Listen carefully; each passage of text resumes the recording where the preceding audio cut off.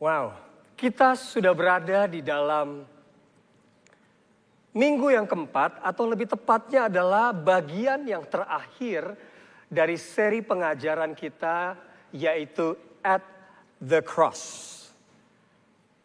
Apa yang terjadi di atas kayu salib.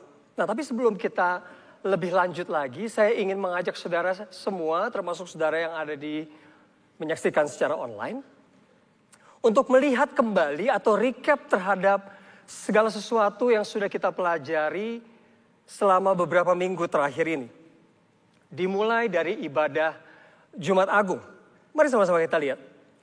Pada Jumat Agung, yaitu pada bagian yang pertama, sebenarnya bagian pertama ini dibagi dua bagian, yaitu Jumat Agung dan juga Minggu Paskah. Nah, tapi pada Jumat Agung, kita belajar bahwa kebutuhan utama manusia adalah mengenal Tuhan melalui Yesus Kristus. Kematian Yesus dalam dunia ini, kematian Yesus di dalam dunia ini atau kedatangan Yesus ke dalam dunia ini dan mati bagi kita menunjukkan kasih Tuhan kepada kita. Dan pribadi yang paling nyata untuk kita bisa melihat gambaran Allah yang sesungguhnya adalah melalui kasih-Nya yang ditunjukkan dari pribadi Yesus Kristus. Itu sebabnya kebutuhan utama manusia adalah untuk mengenal Tuhan melalui Yesus Kristus. Kita belajar sebenarnya, kalau saudara masih ingat di dalam seri pengajaran sebelumnya, bahwa spiritual training itu lebih besar daripada physical training. Lebih besar bukan berarti physical training atau latihan fisik tidak penting. Tapi latihan rohani lebih penting, lebih bermanfaat. Itu sebabnya perlu diperhatikan, bahkan latihan rohani menentukan bagaimana kita memelihara kondisi fisik kita. Sama halnya juga dengan ini.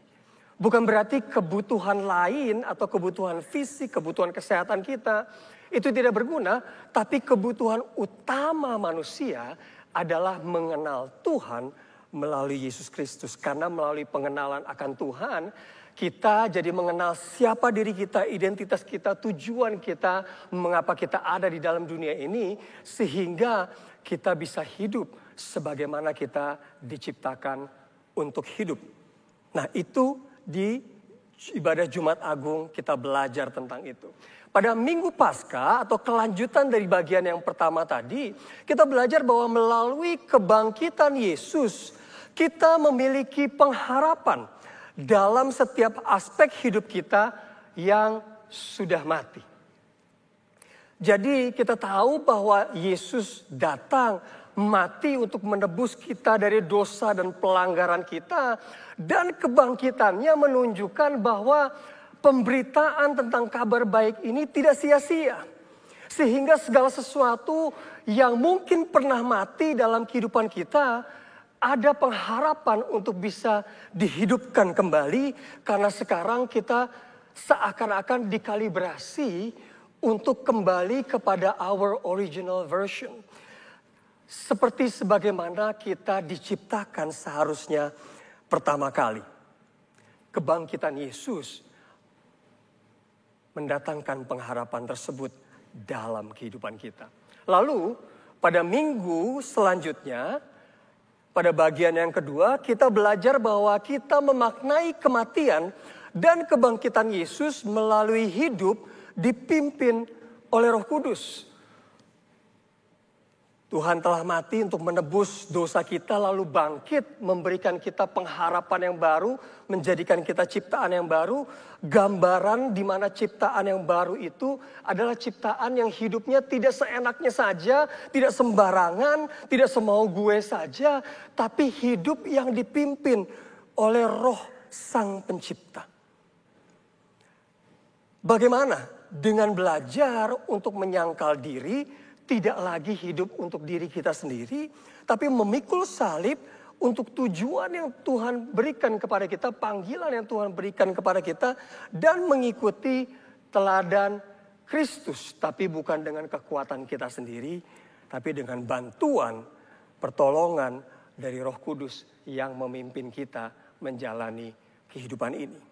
Lalu, minggu lalu, pada bagian yang ketiga, kita belajar bahwa kalau kita hidup dipimpin oleh Roh Kudus, maka ada damai sejahtera Tuhan yang datang dalam kehidupan kita. Damai dengan Tuhan adalah landasan utama untuk mengalami damai dalam semua aspek kehidupan kita. Jadi damai sejahtera yang diberikan ini bukan damai sejahtera yang datang dari perasaan yang seringkali ditentukan oleh kondisi atau keadaan atau situasi kita. Tapi damai sejahtera yang lahir dari keyakinan bahwa di dalam keberhasilan maupun di dalam kesulitan, kesusahan, Tuhan beserta dengan kita. Sehingga damai sejahtera tersebut menjadi landasan utama. Dalam setiap aspek kehidupan kita, kita bisa mengalami damai. Kekuatan dari Tuhan. Bisa mengalami ketenangan yang lahir dari damai sejahtera tersebut. Nah, mengapa pertanyaannya adalah gini. Mengapa penting bagi kita mempelajari atau mengetahui atau bahkan mengerti semua hal ini. Tentang seri pengajaran at the cross ini. Ini alasannya saudara. Karena melalui perbuatan Yesus di atas kayu salib, kita mendapatkan semua yang kita perlukan untuk menghadapi masa lalu kita, masa kini, dan masa depan. Jadi komplit saudara. Kita menemukan segala sesuatu yang kita perlukan untuk hidup menghadapi segala masa dalam kehidupan kita. Nah, khususnya di bagian yang terakhir ini, kita akan melihat bagaimana kita bisa menghadapi dan apa yang kita temukan untuk masa depan kita. Itu sebabnya judul khotbah saya hari ini adalah Hope for the Future. Pengharapan yang kita temukan untuk masa depan kita. Nah, mari kita lihat kembali ayat yang menjadi landasan kita di dalam seri pengajaran ini. Karena di dalam ayat ini sebenarnya ditemukan alasan yang paling utama mengapa kita jadi punya hope for the future. Kita jadi punya pengharapan akan masa depan kita. 2 Korintus 5 ayat yang ke-21 terjemahan baru berkata demikian. Dia yang tidak mengenal dosa telah dibuatnya menjadi dosa. Tuhan, Allah, Yesus Kristus yang tidak mengenal dosa, tidak berdosa sama sekali telah dibuat menjadi dosa karena siapa? Karena siapa saudara? Karena kita, karena saudara dan saya. Supaya dalam Dia, dalam Yesus Kristus, kita dibenarkan oleh Allah. Nah, penting untuk kita mengerti ini karena di atas kayu salib itu terjadi pertukaran yang ilahi, saudara. Terjadi pertukaran yang luar biasa yang mungkin tidak akan pernah terjadi lagi. Sekali untuk selama-lamanya. Kita yang tadinya harusnya menanggung dosa kita, menanggung sakit kita, tidak perlu lagi menanggung itu semua karena Yesuslah yang telah menanggung segala dosa kita dan sakit kita di atas kayu salib. Sehingga kita dibenarkan di hadapan Allah dan dimerdekakan dari semua sakit yang dapat membawa kita kepada maut. Di atas kayu salib itu terjadi pertukaran ilahi. The Great Exchange. Pertukaran yang begitu hebat. Yang begitu luar biasa. Saudara dan saya yang mungkin tadinya tidak punya pengharapan. Kita jadi punya pengharapan lagi di dalam Tuhan. Saudara dan saya yang tadinya mungkin tidak punya tujuan hidup. Jadi punya tujuan lagi di dalam Tuhan. Kenapa kita dapatkan pengharapan dan tujuan hidup? Karena kita yang tadinya tidak mengerti siapa kita. Tidak punya, tidak tahu identitas kita. Kita jadi mengerti kita ini siapa. Identitas kita apa. Kita jadi mengerti bahwa kita ini milik siapa. Siapa pencipta kita. Dan semuanya itu mengubah perspektif kita tentang kehidupan. The Great Exchange. Terjadi pertukaran yang begitu luar biasa. Nah, mari kita lihat ayat yang tadi sempat kita baca, tapi kita akan baca dari ayat yang pertama, yaitu Roma 5 ayat 1 sampai 2. Terjemahan baru edisi yang kedua. Sebab itu, kita yang dibenarkan berdasarkan iman, kita hidup dalam damai sejahtera yang kita dapat dengan Allah melalui Tuhan kita Yesus Kristus. Damai sejahtera yang kita tahu, kita dapat karena kita didamaikan dengan Allah. Tidak lagi diperhitungkan dosa dan pelanggaran kita melalui pengorbanan Yesus Kristus di atas kayu salib. Ayat yang kedua yang tadi kita baca, melalui Dia, Yesus Kristus, kita juga beroleh jalan masuk oleh iman ke dalam anugerah ini. Di dalam anugerah ini, kita berdiri dan kita bermegah dalam pengharapan akan menerima kemuliaan Allah. Dalam anugerah yang kita terima, dalam kasih karunia yang kita terima, kita mendapatkan atau memperoleh pengharapan akan menerima kemuliaan Allah. Tapi pertanyaannya begini, apa arti atau apa yang dimaksud dari ayat ini? Apa yang dimaksud dengan memperoleh pengharapan akan menerima kemuliaan Allah? Apa maksudnya? Ayatnya bagus. Tapi apakah kita mengerti ayat tersebut? Apa hubungannya dengan hidup kita dan apa hubungannya dengan masa depan kita? Apalagi judul khotbahnya tadi, Hope for the Future. Nah, bagaimana kalau saya sampaikan pertanyaan atau pemikiran ini? Apa yang terjadi kalau ternyata pengertian dari ayat ini dapat membawa kita untuk mengubah perspektif kita tentang masa depan kita? Dan apa yang terjadi jika perspektif kita tentang masa depan berubah akan mempengaruhi perilaku kita hari ini? Berarti kalau saudara tidak suka di tempat di mana saudara berada saat ini, ada harapan kondisi itu bisa berubah.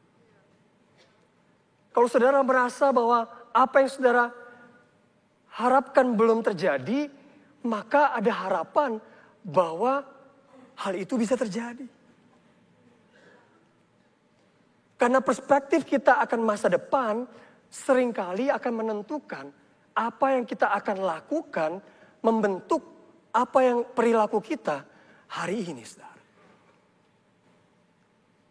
Nah, tapi untuk mengerti itu semua, saya ingin mengajak saudara untuk belajar sedikit. Saudara siap untuk belajar? Saya ingin membawa saudara untuk melihat gambaran besar dari kisah atau narasi yang diceritakan oleh Alkitab. Yang juga sudah disepakati juga oleh para ahli teologi di dunia ini. Bahwa kisah atau narasi dalam Alkitab tentang kehidupan kita itu dibagi menjadi 4 bagian. Dengan cepat saja, bagian yang pertama adalah penciptaan. Bagian yang kedua adalah masa kejatuhan atau the fall of humankind, kejatuhan dari umat manusia. Masa yang ketiga adalah masa penebusan, redemption. Lalu masa yang keempat adalah masa di mana terjadi pemulihan dan penyempurnaan, consummation or restoration. Nah, coba kita lihat bagian yang pertama, yaitu masa penciptaan. Kita akan melihat Kejadian 1 ayat 31a terjemahan baru. Dikatakan demikian. Maka Allah melihat segala yang dijadikannya itu, apa saudara? Sungguh amat baik. Dalam terjemahan bahasa Inggris di beberapa versi dikatakan so good, so very good. Sampai diulangi 2 kali. Sangat baik, sangat amat baik. Jadi saudara perlu mengerti bahwa pada awal mulanya Tuhan menciptakan dunia ini dengan sangat indah, teratur, utuh. Tidak kekurangan apapun. Bahkan kudus, suci, dan murni. Kita belajar di dalam Kejadian 1 di ayat-ayat yang lebih atas bahwa manusia, saudara dan saya bahkan diciptakan serupa dan segambar dengan Allah. Saudara dan saya seharusnya kehidupan kita mencerminkan kemuliaan Allah, nilai-nilai kerajaan Allah. Kita menjadi manusia yang seharusnya kreatif, produktif, dan dapat mewakilkan nilai kerajaan surga di muka bumi ini. Bahkan dikatakan kita diberikan kepercayaan untuk berkuasa atas ciptaannya dan alam semesta ini. Itulah yang terjadi pada masa penciptaan. Tapi tentunya tidak lama kemudian menurut waktunya Tuhan. Tapi kalau menurut waktunya kita mungkin lumayan lama ya, gitu ya. Masuklah kita kepada masa yang kedua, yaitu masa kejatuhan umat manusia. Kejatuhan ini bukan kepleset terus jatuh gitu ya. Tapi dosa masuk ke dalam kehidupan manusia. Dosa dan pelanggaran membuat manusia disconnected, terputus dari sumber kehidupan, dari kemuliaan Allah. Sehingga dosa, pelanggaran, dan pemberontakan membuat manusia hidup di dalam dunia yang penuh dengan distorsi. Dengan kerusakan, dengan penyelewengan. Sesuatu yang seharusnya digunakan atau sesuai dengan fungsinya, tapi tidak lagi digunakan sesuai dengan fungsinya sehingga mengalami penyelewengan atau kerusakan. Masa di mana manusia jatuh di dalam dosa dan pelanggarannya. Roma 3 ayat 23 terjemahan New Living Translation dikatakan, for everyone has sinned. Karena semua orang telah berdosa. We all fall short of God's glorious standard. Kita semua kehilangan standar kemuliaan Allah.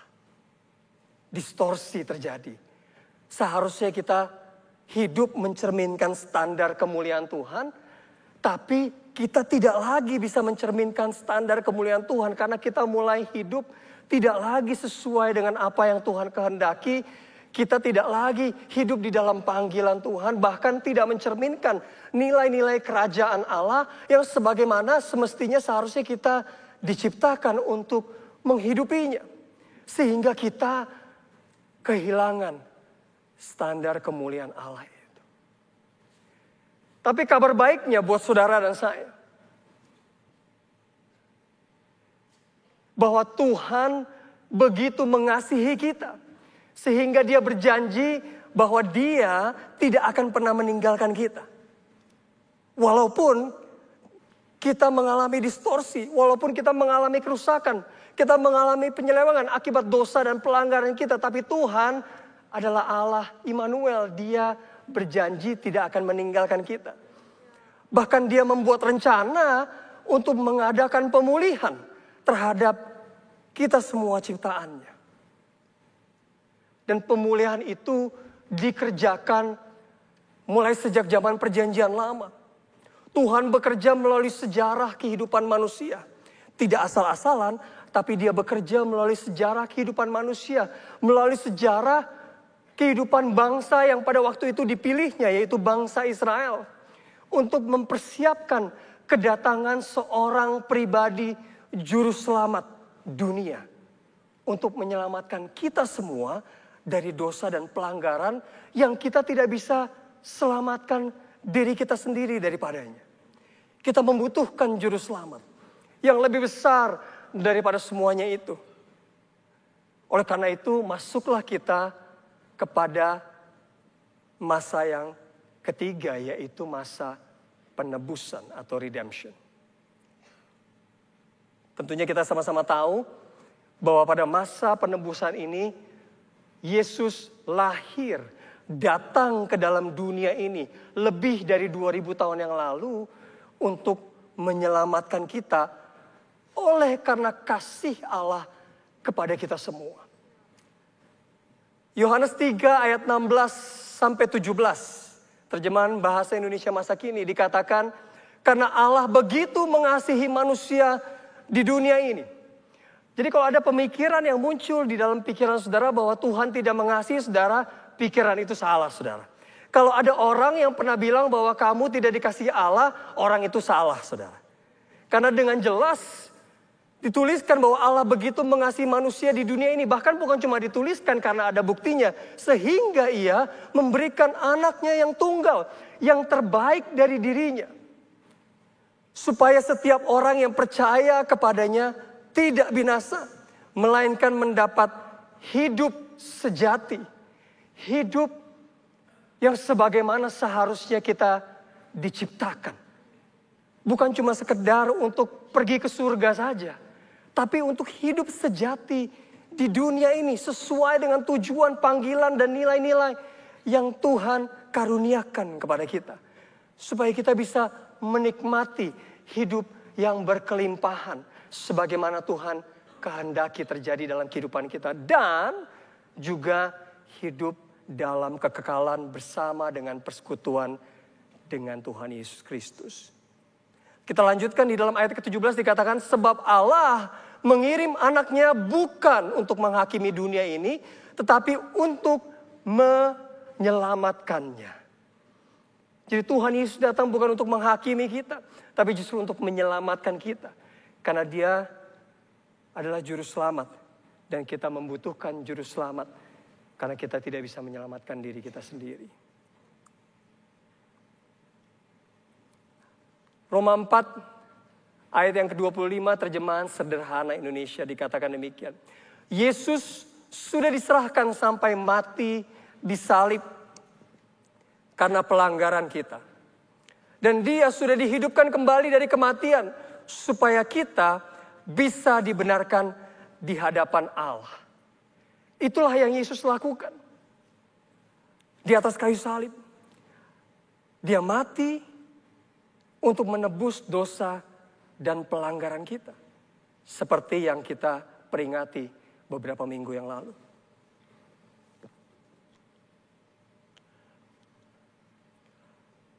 Lalu 2 Korintus 5 ayat yang ke-17 dikatakan demikian. Jadi siapa yang ada di dalam Kristus, siapa yang percaya kepada dia, siapa yang percaya akan kedatangannya ke dalam dunia ini, kematiannya bagi kita untuk menebus dosa dan pelanggaran kita, dan kebangkitannya untuk memberikan kita kehidupan yang baru.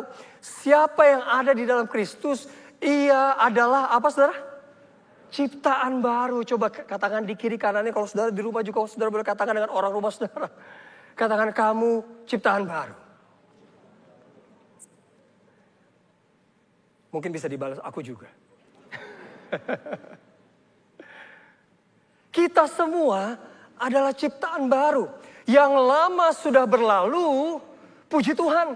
Karena tadi kan kita belajar ya bahwa alasan kenapa kita penting belajar ini. Karena kita temukan segala sesuatu yang kita perlukan untuk menghadapi masa lalu. Jadi kalau saudara berpikir bahwa masa lalu saudara kelam dan masa lalu saudara mempengaruhi bagaimana saudara hidup hari ini saudara dapat berita bahwa yang lama sudah berlalu saudara. Saudara tidak perlu khawatir tentang masa lalu saudara yang membuat saudara takut bergerak ke masa depan. Karena dikatakan bahwa yang lama sudah berlalu, sudah diampuni, sudah ditebus. Tidak lagi ada penghakiman. Yang lama sudah berlalu. Sesungguhnya yang baru sudah datang. Puji Tuhan. Harapan yang baru sudah ada. Kalau saudara mau memilih untuk percaya. Kalau saudara mau memilih untuk taat. Kalau saudara mau memilih untuk hidup di dalam panggilan sesuai dengan identitas baru saudara. Yang sesungguhnya yang baru sudah datang. Kolose 3 ayat 10 terjemahan bahasa Indonesia masa kini dikatakan, kalian sekarang, tentunya ini adalah Rasul Paulus yang menuliskan surat ini kepada jemaat di Kolose. Tapi dalam konteks kita hari ini, tentunya sekalian adalah saudara dan saya juga. Kalian sekarang sudah diberi hidup yang baru. Kalian adalah manusia baru yang sedang diperbarui terus menerus oleh penciptanya. Jadi kita adalah ciptaan yang baru. Tapi pada saat yang bersamaan kita juga terus menerus diperbarui oleh pencipta kita, yaitu Allah menurut rupanya sendiri. Kenapa ciptaan yang baru tapi terus menerus diperbarui? Karena kedewasaan adalah salah satu tujuan dari kehidupan yang baru. Orang yang dewasa terus menerus berubah menjadi semakin lama semakin matang sesuai dengan gambaran Khaliknya, gambaran penciptanya yang sempurna dan disempurnakan sesuai dengan firman-Nya dan rencananya dalam kehidupan kita. Nah, ini menariknya saudara. Kita semua, saudara dan saya, saudara yang ada di online service, kita semua sedang berada di dalam titik ini, saudara. Kita belum selesai. Kalau selesai kita semua udah ada di surga. Kita belum selesai. Kita ada di titik antara masa penebusan menuju ke masa pemulihan atau penyempurnaan. Kalau saya boleh tunjuk, kita ada di titik ini nih. Kurang lebih. Kita ada di titik yang ini.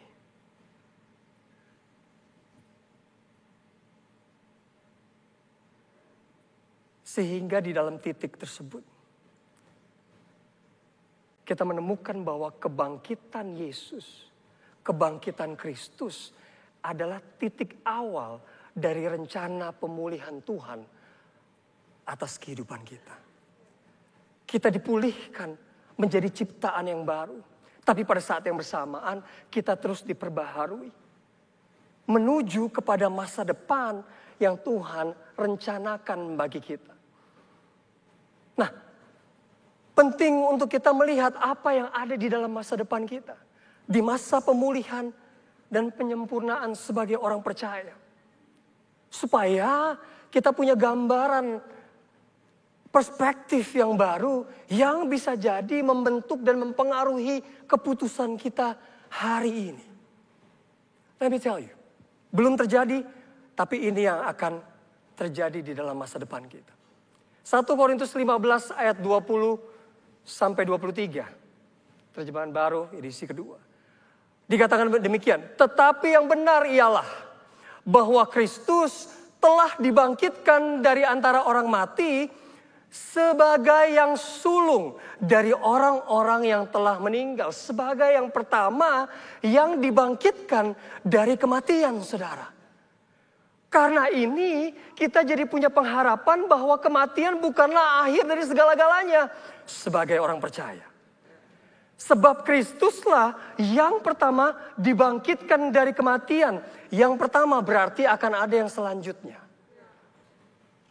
Kita lanjutkan di dalam ayat yang ke-21. Sebab sama seperti maut datang karena satu orang manusia. Kita sama-sama sudah belajar satu orang manusia itu adalah Adam. Dosa masuk, upah dosa adalah maut. Demikian juga kebangkitan orang mati datang dalam kehidupan saudara dan saya. Karena satu orang manusia, yaitu pribadi yang namanya Yesus Kristus, yang menjadi yang sulung, yang pertama dibangkitkan dari kematian. What a great hope, pengharapan yang luar biasa, saudara. Ayat ke-22, karena sama seperti semua orang mati dalam persekutuan dengan Adam akibat dosa, upah dosa adalah maut, sehingga maut datang dalam kehidupan kita, demikian pula semua orang akan dihidupkan kembali dalam persekutuan dengan Kristus.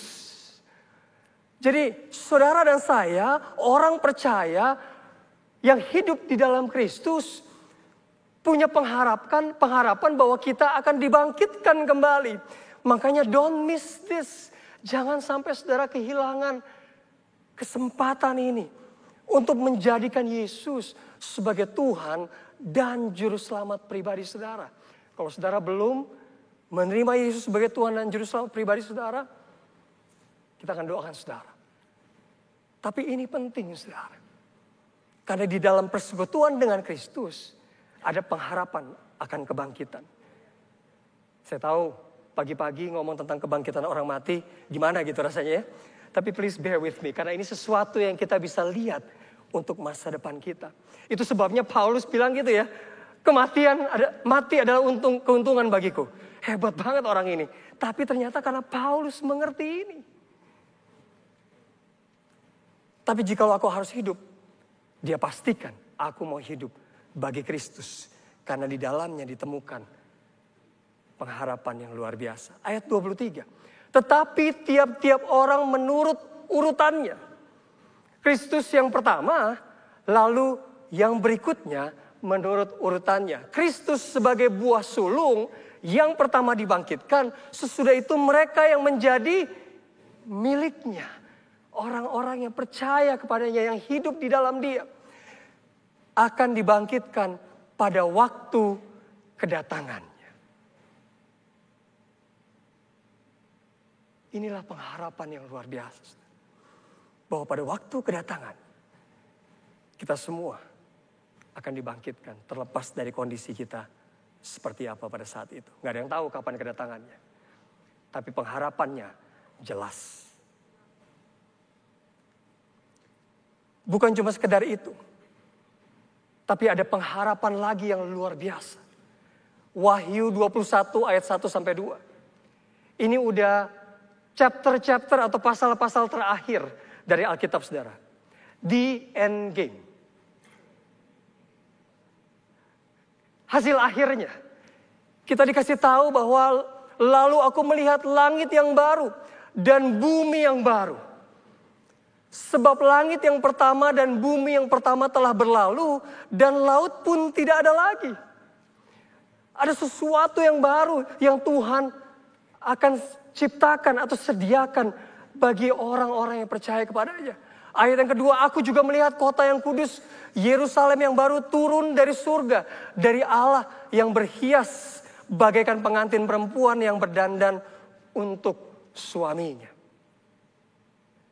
Jadi ada pengharapan bahwa bukan cuma sekedar ciptaan baru saudara dan saya, tapi Tuhan akan datang untuk memperbarui dunia ini, alam semesta ini. Bahwa akan ada langit yang baru, kota yang baru, bumi yang baru, di mana Tuhan memerintah atas kehidupan manusia. Itu sebabnya kebangkitan Yesus membawa harapan untuk masa depan. Hope for the future. Tapi untuk sementara ini, kita sedang berada dalam kondisi yang menarik. Yaitu kondisi di mana kita bisa sebutkan bahwa already but not yet. Sudah tapi belum seutuhnya. Kita sudah diselamatkan, kita sudah menjadi ciptaan yang baru, tapi belum seutuhnya disempurnakan. Belum seutuhnya dipulihkan. Makanya kita perlu belajar terus untuk memberi diri, diubahkan, dipimpin oleh Roh. Supaya kita hidup di dalam rancangan Tuhan. Rasul Paulus menuliskan dalam Roma 12 ayat 1 sampai 2. Dia awali dengan kata seperti ini. Karena itu. Kita udah belajar ya di How to Read the Bible. Kita udah belajar bahwa waktu kita baca ayat Alkitab jangan cuma sekedar baca satu ayat doang. Tapi kita belajar untuk mengerti konteksnya. Karena di dalam kata ini, kenapa Paulus menuliskan karena itu yang dimaksud adalah Paulus sedang memberikan hal-hal praktis yang perlu dilakukan akibat dari penjelasan atau surat yang dia tulis dari sejak pasal 1 sampai pasal 11. Artinya begini, karena kita semua telah kehilangan kemuliaan Allah dan berdosa, lalu karena kita sudah ditebus dari dosa dan pelanggaran kita, karena kita sudah menjadi ciptaan yang baru, karena kita sudah diampuni, karena kita sudah hidup di dalam pembaharuan, maka saudara-saudara, oleh kemurahan Allah, aku menasihatkan kamu supaya kamu mempersembahkan tubuhmu, memberi diri kita sebagai persembahan yang hidup, yang kudus, dan yang berkenan kepada Allah. Itulah ibadahmu yang sejati. Jadi waktu kita memberi diri kita untuk hidup dipimpin oleh Roh, karena kita sudah ditebus dari dosa dan pelanggaran kita menjadi ciptaan yang baru, maka Roh Kudus akan membantu kita untuk memiliki damai sejahtera dan mengalami pembaruan melalui firman Tuhan yang diberikan kepada kita. Ayat yang kedua dikatakan, janganlah kamu menjadi serupa dengan dunia ini, tetapi berubahlah oleh pembaruan budimu. Kita terus menerus diperbaharui sebagai ciptaan yang baru. Ada tujuannya, sehingga kamu, saudara dan saya, dapat membedakan mana kehendak Allah. Kita jadi orang yang dapat mencerminkan kehendak Allah dalam kehidupan kita dan juga bagi dunia ini. Apa yang baik, yang berkenan kepadanya dan sempurna. Tanpa Roh Kudus yang memimpin kita mengalami pembaruan hidup, pembaruan budi, maka sulit untuk kita mengenal kehendak Allah. Bahkan kita bisa kembali lagi jatuh ke dalam dosa dan pelanggaran kita. Itu sebabnya kita perlu memberi diri kita dipimpin. Roh Kudus sangat penting peranannya dalam kehidupan kita. Efesus 1 ayat 14 dikatakan, Roh Kudus itulah jaminan warisan kita sampai kita memperoleh penebusan yang menjadikan kita apa? Milik Allah. Saudara dan saya adalah milik Allah sebagai ciptaan yang baru, dengan tujuan untuk memuji kemuliaan Allah, untuk mencerminkan standar kemuliaan Tuhan dalam kehidupan kita, membawa kita masuk lagi ke dalam sebagaimana kita dipanggil untuk hidup di dalamnya. Tujuan asli dan sejati dalam kehidupan kita.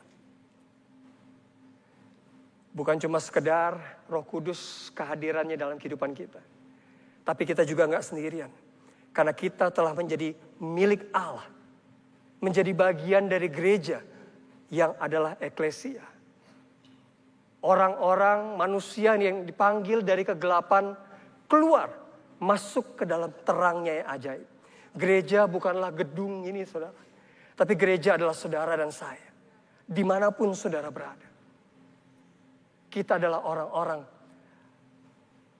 yang dipanggil dari gelap, masuk kepada terangnya yang ajaib. Di mana gereja adalah tempat di mana Tuhan melalui komunitas atau jemaatnya berinteraksi dengan dunia ini. Sehingga melalui kehidupan kita bergereja, melalui kehidupan kita berkomunitas, kita bisa membawa standar kemuliaan Tuhan. Memperkenalkan nilai-nilai kerajaan Allah, budaya surga ke dalam dunia ini. Supaya dunia bisa melihat apa artinya ketika hidup kita diperintah oleh Tuhan. Berada di dalam pemerintahan Tuhan. Karena Tuhan bekerja melalui gerejanya. Akan ada pemulihan terjadi. Dunia jadi dapat melihat nilai-nilai kerajaan. Ada budaya yang baru yang terjadi. Untuk melihat seperti apa kalau Tuhan memerintah dalam hidup ini. Karena pandangan akan masa depan tersebut. Kehidupan di mana Tuhan memerintah atas dunia ini, atas hidup kita. Itu akan mempengaruhi perilaku kita. Our future frames our present. Gambaran kita, apa yang kita inginkan terjadi di masa depan, menentukan apa yang kita lakukan hari ini. Menentukan keputusan yang kita ambil, pilihan yang kita buat. Pertanyaannya adalah begini, kalau saudara sedang ada di dalam kondisi, situasi yang seperti tadi saya katakan sebelumnya, tidak seperti yang saudara harapkan. Kondisi yang buruk, kondisi yang seakan-akan tidak ada jalan. Hal yang perlu saudara tanyakan di dalam kehidupan saudara adalah ini.